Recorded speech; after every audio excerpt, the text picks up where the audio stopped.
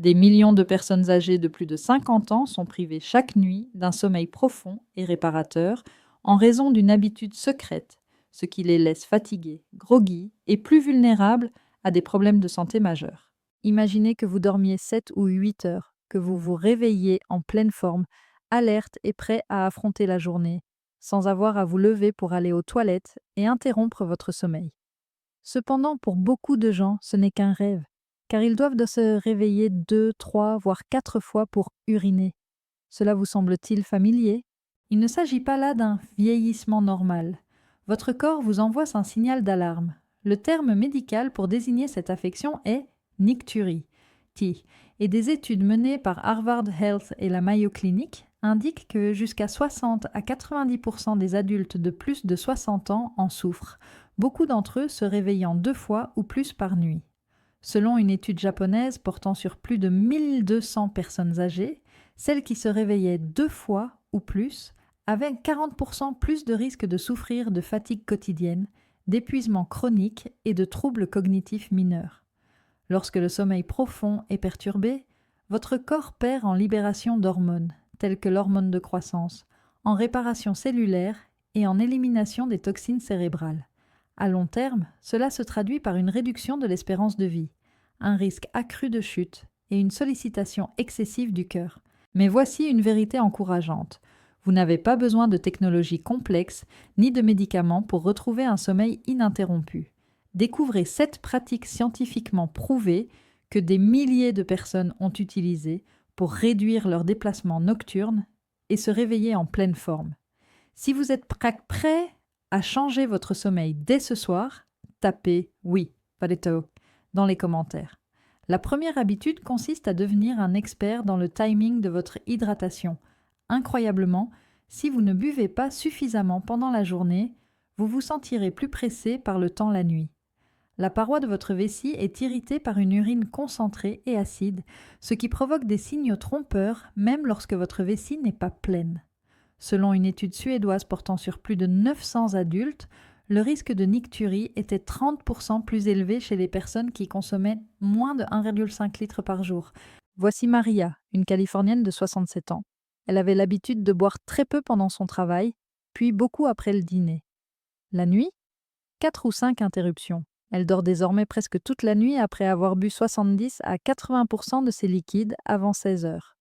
Le plan d'action pour demain consiste à se réhydrater après 7 à 8 heures de jeûne en commençant par un grand verre, 47 à 59 kcal, au réveil. Buvez régulièrement tout au long de la matinée et de l'après-midi, en visant un total de 2 à 3 litres, idéalement avant 16 heures. Ralentissez considérablement vers 16 heures. Pas d'alcool, ou seulement de petites gorgées, pendant les 2 heures sacrées avant le coucher. Videz complètement votre vessie avant d'éteindre les lumières. Votre vessie vous en sera reconnaissante. Habitude n 2. Réduire les irritants et le sodium caché. La gravité est responsable lorsque trop de sel provoque une rétention d'eau dans vos jambes pendant la journée. Cette eau retourne dans la circulation lorsque vous vous allongez la nuit, où elle atteint vos reins et remplit votre vessie. Cet effet est exacerbé par les régimes riches en sodium qui comprennent des sauces préparées, de la charcuterie et des plats transformés. Des études ont établi un lien direct entre un taux élevé de sodium et une augmentation des épisodes de nicturie. Walter, un mécanicien à la retraite de 65 ans, aime les snacks salés. Ses nuits étaient perturbées par des envies pressantes et ses chevilles étaient enflées. Il a réduit de 3 à 1 le nombre de ses réveils nocturnes en diminuant sa consommation de sel et d'irritants, aliments épicés, café après-midi. Plan d'action. Choisissez des aliments frais, vérifiez les étiquettes et limitez l'ajout de sel. Évitez les irritants de la vessie tels que l'alcool et la caféine, café, thé ou chocolat, après le déjeuner, car ils augmentent la production d'urine et réduisent l'hormone antidiurétique. La caféine dure plus de 6 heures. Dès le début, passez à des tisanes sans caféine et aromatisez-les avec du citron ou des herbes plutôt qu'avec du sel. Habitude numéro 3. Utilisez l'astuce de la gravité pour surélever vos jambes avant de vous coucher. Vos jambes accumulent des liquides pendant la journée. Ceux-ci peuvent refluer lorsque vous vous allongez, ce qui sollicite excessivement vos reins. Cependant, surélever vos jambes 30 à 60 minutes avant de vous coucher favorise le drainage lymphatique et veineux, ce qui réduit la quantité d'urine produite pendant la nuit. Selon des études menées sur des personnes âgées souffrant d'œdème, cela réduit le déplacement des fluides et diminue la nicturie. Sylvia, 72 ans, se réveillait 3 ou 4 fois par nuit et avait les chevilles enflées. Lire pendant 30 minutes avec les jambes surélevées sur des oreillers, cela a changé la donne. Et maintenant, elle passe une nuit tranquille. Plan d'action. 30 à 60 minutes avant de vous coucher. Allongez-vous sur un canapé ou un lit et soutenez vos mollets avec un ou deux oreillers ou une chaise. Combinez cela avec une lecture légère ou une activité relaxante. Évitez d'utiliser des écrans. En cas d'œdème, faites-le tous les jours. La régularité donnera des résultats en 1 à 2 semaines. Habitude N 4. Optimisez la respirabilité et la température dans la chambre à coucher. La mélatonine, l'hormone du sommeil, est détruite dans une atmosphère étouffante et chauffée, qui interfère également avec les signaux rénaux. La température idéale se situe entre 16 et 20 degrés.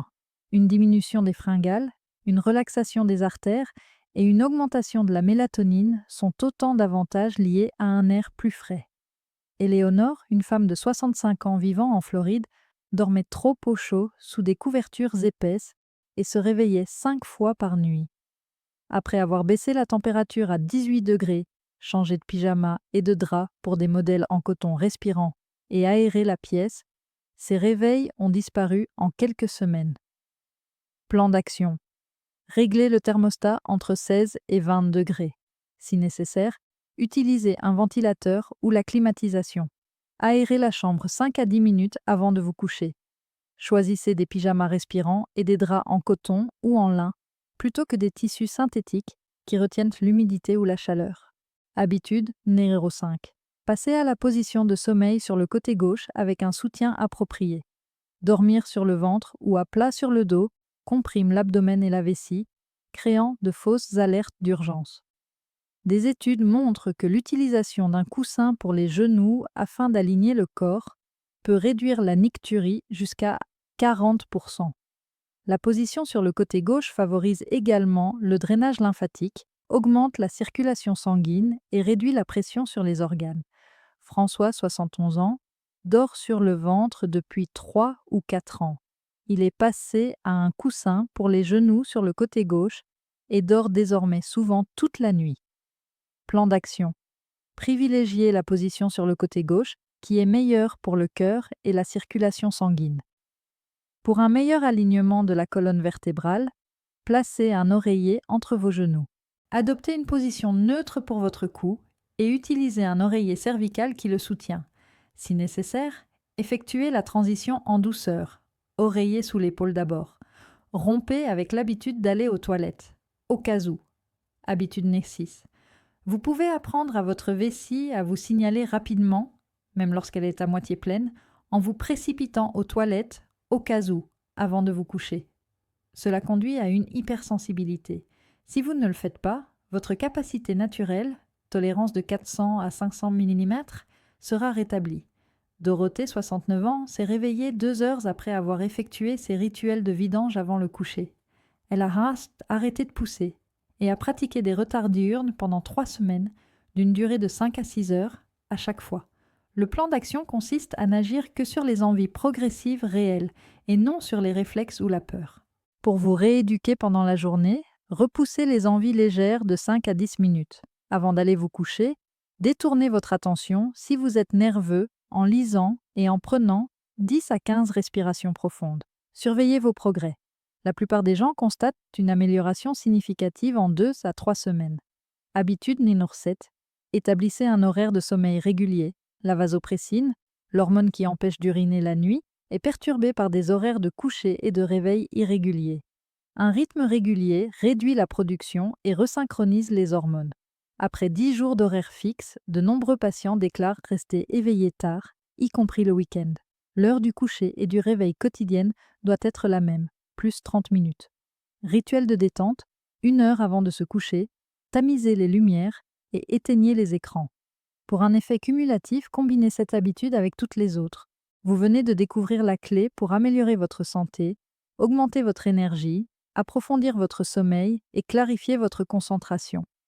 Des personnes réelles comme Maria, Walter, Sylvia, Éléonore, François et Dorothée ont utilisé ces changements éprouvés pour retrouver leur nuit. Il ne s'agit pas de remèdes miracles.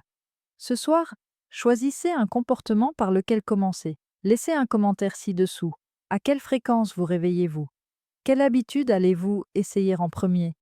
Si cela vous a plu, n'hésitez pas à aimer, vous abonner et partager avec quelqu'un qui a besoin d'un meilleur sommeil pour obtenir davantage de conseils scientifiques sur la vitalité. Vos matins et votre futur moi vous en seront reconnaissants.